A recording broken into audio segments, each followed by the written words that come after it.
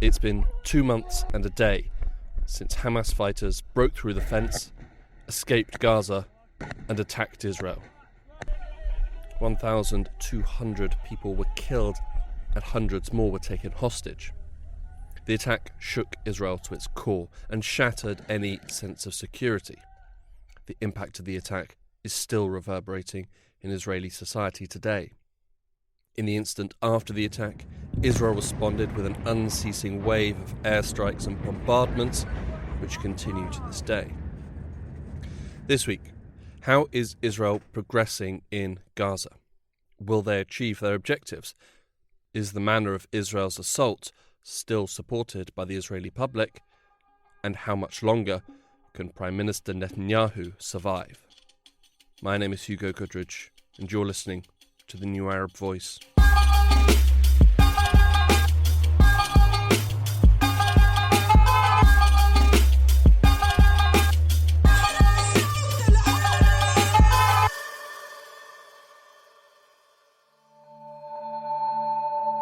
After a 7-day pause, Israel resumed its assault on Gaza on December 1st, picking up just where they left off.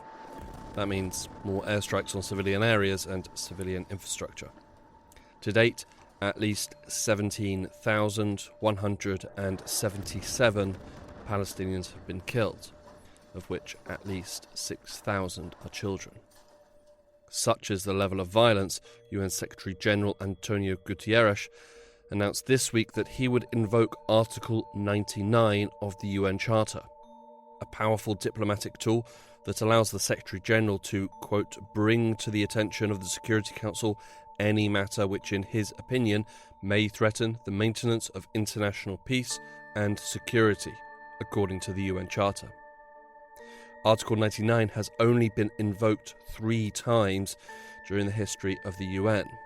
First in 1969 during the conflict in the Congo, again in 1979 during the hostage crisis in Iran, and for a third time in 1989 to call for a ceasefire of Lebanon's civil war. In a statement to reporters, a spokesperson for the UN Secretary-General said, "In the letter, which has been shared with you, the Secretary-General urges the members of the Security Council to press to avert a humanitarian catastrophe, and he appeals for a humanitarian ceasefire to be declared." As the UN Secretary-General reiterated his calls for a ceasefire on the ground, Israeli soldiers pushed deeper into Gaza, reaching the southern city of Khan Yunis and the place where many residents of Gaza City had fled to. So what Israel has done in terms of its ground offensive in Gaza is that it has started off by essentially trying to cut the Gaza Strip in half, and initially it focused on the northern part of Gaza. By now, Israel's ground forces have essentially more or less established control over the entire northern part of the Gaza Strip and are now beginning to move south towards Khan Yunis and perhaps eventually Rafah. This is Tobias Bork, the Senior Research Fellow for Middle East Studies at the Royal United Services Institute. While Israel is certainly moving through Gaza, leaving a devastating trail in its wake, assessing whether it's meeting its stated military aims is more difficult. You know, the political objective that Israel has given out is to destroy Hamas, right? Now, more practically expressed, that probably means trying to ensure that Hamas is no longer able to control Gaza. Trying to translate that into military objectives, then, it would mean essentially destroying any form of military infrastructure and weapons that Hamas has, as well as to, well, kill or capture Hamas leaders and fighters. And so this is where it gets really difficult to assess, because Hamas, of course, is not a sort of regular army that has very regular sort of military bases and headquarters and so on, and all its fighters are not wearing uniforms and that sort of stuff. So establishing to what extent Israel has actually been able to, you know, destroy military infrastructure, kill or capture Hamas fighters is quite difficult to assess, certainly from the outside. The tragically high civilian death toll has been well documented and widely reported. the military death toll has received less coverage. In terms of casualties or fatalities, Israel has announced that as of today, and we're recording on the 6th of December, Israel has lost 83 soldiers in Gaza, and there were, of course, more than 300 soldiers died on the 7th of October, but 83 since the operations began, so basically since the 8th of October.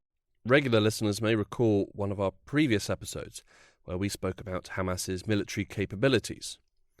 In that episode, we talked about how Israel could face a difficult fight against a fairly sizable force in an urban environment that has been prepared by Hamas with an intricate network of tunnels that would aid it in ambush attacks. So far, a grinding and bloody offensive for the Israeli army has not developed. There have been losses, but they could have been much higher. But it's also not over. And this is also where it becomes quite difficult. We don't quite know where we are in terms of the sort of timeline of these operations, right? Are we halfway through? Who knows? Have we seen the sort of heaviest fighting yet? We don't know. So yeah, for the moment, those are the numbers, but I'm not so sure how helpful those numbers really are in terms of assessing of whether, at least from the Israeli perspective, it is going well or not. If Israel continues with its current strategy of massive and generally indiscriminate airstrikes and ground forces clearing what remains, then they look set for a military win, albeit a win that will cost the lives of tens of thousands of innocent civilians. However, Israel was also warned this week by US Secretary of Defense Lloyd Austin that they were risking a strategic defeat. You see, in this kind of a fight, the center of gravity is the civilian population. And if you drive them into the arms of the enemy, you replace a tactical victory with a strategic defeat.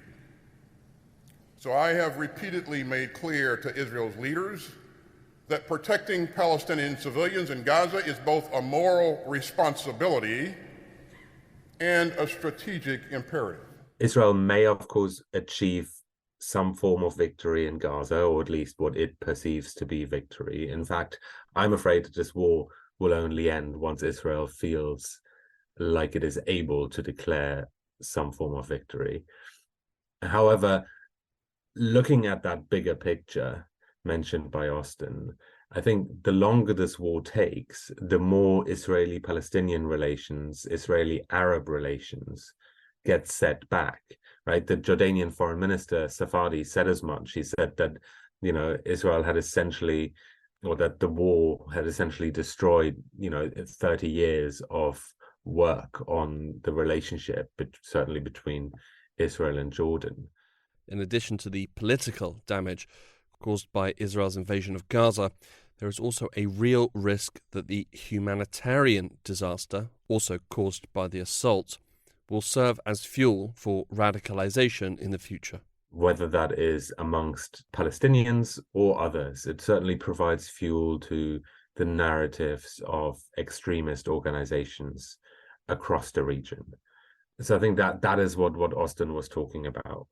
I think he probably had in mind, and of course this is something that we've heard from US officials, including President Biden, from the beginning of this conflict, the US experience of the beginning of this century, right? The way that the United States responded to 9/11 and the way the war on terror had so many unintended consequences that we're ultimately still dealing with today. The Israeli invasion of Gaza is, of course, a disaster for the Palestinians who live in the besieged enclave. But what about for Israelis? 2 months on, how do they feel about the war in Gaza? Generally, there is an agreement within the Israeli society in support of the war, in support of the war objectives mostly, or there were 3 war objectives defined by the Israeli leadership, being ensuring that Hamas will not continue to govern Gaza, ensuring that Hamas could not pose any future military threats to Israel from Gaza, and the release of the Israeli hostages held by Hamas. This is Dr. Nimrod Goran, a senior fellow for Israeli affairs at the Middle East Institute. So these 3 objectives, I think, are supported across the board, even as we are 2 months in. People generally support the idea that the IDF can actually implement those. There may be some debates on what's the best mode of action and what should be a priority among them. But overall, I think the support is quite stable. Following the shock of the attack on Israel and the horror stories that emerged from that fateful day, an Israeli public being generally supportive of the aims of the military action in Gaza is perhaps understandable. No one should have to worry about being violently attacked in their homes. But what about the manner in which Israel is conducting the military assault? I think generally speaking, Israelis do not see an alternative. So, some care about Palestinian casualties and share the sorrow. Some in our society are less attentive to that, or even are less aware, because the images that are coming through our media are focusing on the Israeli side, naturally. But generally speaking, when Israelis think about how these war objectives could be met, currently they don't see any alternative. And even when we hear leaders in the West supporting the Israeli war objectives but criticizing Israel's actions, it's not as if other modalities of achieving those objectives are being introduced to the public. So the public discourse is basically limited on what is happening now. It's almost the only option Israel has to achieve the objectives that it set for itself. A general level of support for the war among Israelis looks set to continue, or at least until all the hostages are freed, and perhaps also Hamas removed from office. A poll conducted by the Israel Democracy Institute suggested that 57.5% of Israeli Jews believed that the Israeli army were using too little firepower in Gaza. 36.6% thought that the correct amount of firepower was being used, and just 1.8% thought that too much firepower was being used. While support for the war continues in Israel, support for Prime Minister Benjamin Netanyahu is at an all-time low. After such a big failure, Netanyahu should go, basically. That's kind of the mindset in the Israeli public. It's reflected by constant public opinion polls conducted since the beginning of the war. A poll conducted by the Israeli Voice Index suggested that 61.4% of all Israelis judged Netanyahu's performance negatively. In a separate poll conducted by the Peace Index, also an Israeli company, respondents were even more negative, with 75.8% of Israelis judging Netanyahu's performance to be either not so good or poor in regards to the war. Netanyahu is held responsible, for failures of his policies in the years leading up to the war, or around October 7th, and what happened in the immediate days before, and the intelligence failure, and the way he's conducting himself after the war, and kind of this political survival mode that I mentioned before, and you also echoed it in your question. So Netanyahu is trying to do his political survival efforts, but by doing those efforts, it quite reinforces this notion within the society that this should not be the focus of his actions at the moment. Most of the military leaders already took some responsibility upon themselves in Israel and reflected the chance that they may be, in fact, resigning after the war is over. Netanyahu has yet to do anything of the sort. So I think the Israeli public wants to see leadership change. It doesn't mean that there is an ideological shift within Israel to other parties or other spectrums within the political map. But definitely, personally, there is a wish to see people taking responsibility for the immense failure and the amazing losses that Israel suffered in October 7th and afterwards. If we take it as a given that Netanyahu will go, and nothing short of a miracle will likely save him now, then it is Benny Gantz who is the heir apparent. Benny Gantz heads up the centrist National Unity Party, has previously served as Chief of General Staff for the Israeli Army and held a number of ministerial roles, including Justice and Defense, and previously challenged Netanyahu in recent elections. And in terms of the seats each party is projected to get, Benny Gantz's party is much higher than all the others, and much higher than it had until now. So it's not clear whether that will stick. Definitely there will be other actors who will try to emerge. There is a kind of a paradox, because Benny Gantz is leading a centrist party, while public attitudes in Israel are definitely to the right, not to the far right, but to the right wing. So whether this paradox sticks, we'll have to see. I'm quite assuming that actors like Naftali Bennett and maybe Gideon Sa'ar will also try to play into this space between the dissatisfaction with Netanyahu but the commitment to right-wing values, and may carve themselves a space for a political emergence. Polling data suggested that an election held today would give Benny Gantz's party 43 seats in the Israeli Knesset, a big jump from the 12 they currently have, while Netanyahu's Likud party would drop to just 18 seats, down from the 32 it won at the last election at the end of 2022. But with no elections due for a while, there is a question of how Netanyahu goes, and whether he goes quietly. I don't think so. It's not as if he's going to resign the day after. There's all kind of political scenarios on how political change could happen in Israel. Basically, there is a chance of Netanyahu dissolving the Knesset and going for early elections, assuming that will help him politically. There is also a chance of people from his own party trying to create a different coalition within the current parliament, with a different prime minister, without necessary elections. And there is an option of the coalition being toppled once the emergency cabinet is out. So I think it's not quite clear how this will evolve politically. The overall sense in Israel is it's not a time to do these big political moves once our soldiers are still fighting and once everything is still under evolution and people are still mourning and processing. But eventually there will be a political moment, and it will lead to some changes and reconfiguration in our system. Also within the parties, you may see new alliances emerge, new people enter politics. So I think there will be a transformation, not clear yet at what pace and what will be the exact scenario in which it happens. Whether it be Netanyahu or Prince-in-Waiting Benny Gantz, they will have to deal with foreign powers, particularly the US and the EU, and particularly if they want to continue getting deliveries of arms. But as we heard earlier from US Secretary of Defense Lloyd Austin, the US is slowly becoming less comfortable with the idea of vast civilian casualties. I think there's concern about a window that may be closing, and there are some indications coming from Washington about how long may the US administration want Israel to continue the high-intensity fighting. And we also know that the US elections will be drawing near and making an impact on domestic discourses. But it seems like there's an understanding that what happens on October 7th is a game changer in terms of the region, and there is a need to reshape regional realities. And the question is, are there other modalities of changing those through moving from high-intensity fighting in Gaza to lower-intensity ones? So when do we move from the fighting stage to the transition stage towards better engagement between the sides? And I think that's where those in Europe and in the US that want to see a shift in the dynamics on the ground from more fighting to less fighting will need to become more involved in trying to create those international mechanisms and coordination that will be vital in order for the day in which Hamas will no longer govern Gaza. The day when Hamas will no longer govern Gaza appears to be of far greater concern to the US, perhaps even more than the catastrophic civilian death toll. When Israel first launched its offensive against Gaza, the US did question what was Israel's post-conflict plan.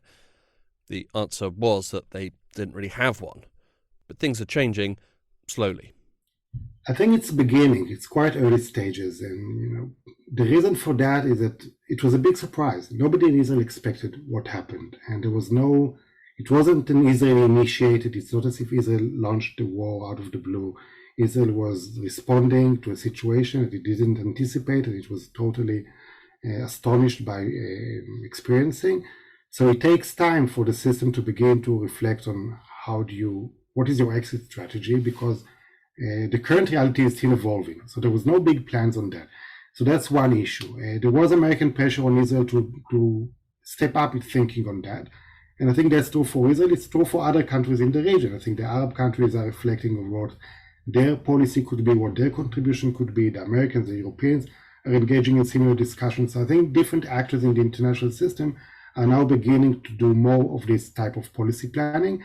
The problem in Israel is that the ones who are now responsible for thinking about the day after may not be the one that will be actually implemented it. So if Netanyahu is thinking about his day after scenario, and we know he's not supporting of the two-state solution, he doesn't necessarily want to see a revitalized Palestinian Authority take over the Gaza Strip, That's not in line with position of the Israeli center and other political parties in Israel that do want to see how this dire situation could lead to new opportunities for better engagement with the Palestinians, for some progress towards peace, for more security and stability, for a Palestinian Authority that is more capable, legitimate, moderate, and can take control of Gaza and stop the Palestinian divide. So there are different and parallel policy planning processes happening in Israel, and their effectiveness will be dependent on when will be more clarity on the future of our political system.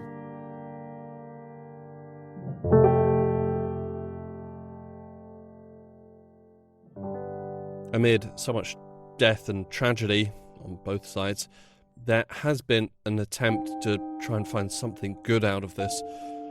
In the days after the deadly Hamas attack, some believed that this might be a chance for Israeli society and Israeli lawmakers to see that their management of the Palestinians and the issue of Palestine was not working. The Israeli public is re-evaluating and reassessing a previous concept, but is yet to shape the new ones. So I think much of the failures attributed to Netanyahu is not only on specific what happened around October 7th, is his policies before. What Netanyahu basically was leading in the last few years was an assumption that the Palestinian issue could be sidelined, that the status quo could be maintained, that the division between the West Bank and Gaza works to Israel's favor, that empowering Hamas in a way can contribute to Israel's interest. And all of those concepts failed big time around October 7, and nobody believed that they work anymore. Now, what is the alternative to that?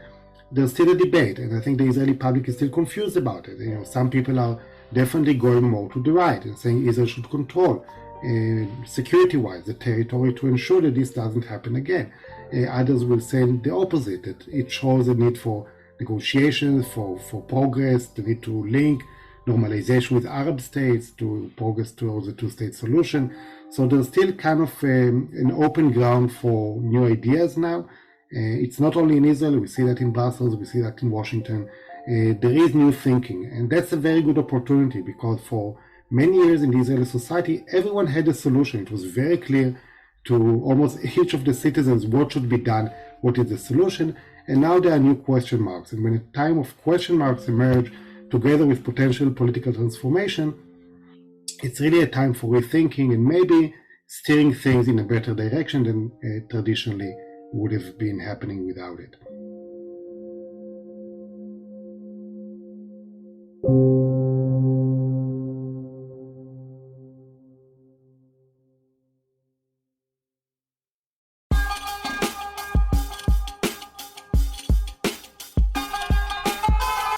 This episode of The New Arab Voice was written and produced by me, Hugo Goodridge. Our theme music was by Omar El Phil. The New Arab Voice will be back next week. Until then, you can find all our previous episodes on all major podcast platforms. You can also check out our Instagram page and Twitter account, both at The New Arab Voice, for additional content. We also have a weekly newsletter which you can sign up for. Find the link in the show notes. You can subscribe to the podcast so you never miss an episode, and you can also rate and review, which helps us spread the word. Don't forget to follow The New Arab on Facebook, Twitter and Instagram for all the latest news, analysis and opinion from the region.